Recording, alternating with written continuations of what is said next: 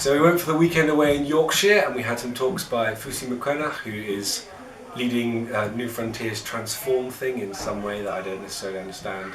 But he gave a really good set of talks on Jonah, and he talked to us about how we've got to make sure the gospel is relevant to our culture.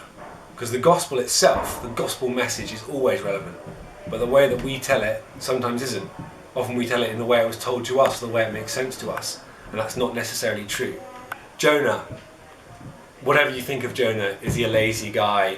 Is he the worst prophet in the Bible?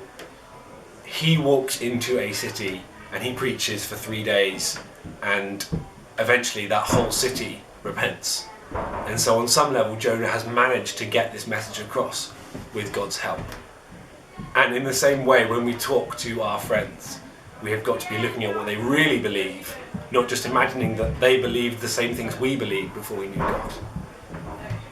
On a personal level, there were some testimony times, there were some missional times, and God spoke to me about the fact that He wants me, for the things that I bring, the ways that I think, the way that I interface with people. Those are things that He loves me for and that He chose me for, and that He's not trying to make me like everyone else, and that He's not trying to fix my character. He's trying to perfect it, He's trying to make it more like Jesus, but He's not trying to make it more like one of the elders in the church or one of my friends. He's chosen me for who I am, and sometimes that's the thing I really struggle to believe, and it was immensely freeing to have people come and say,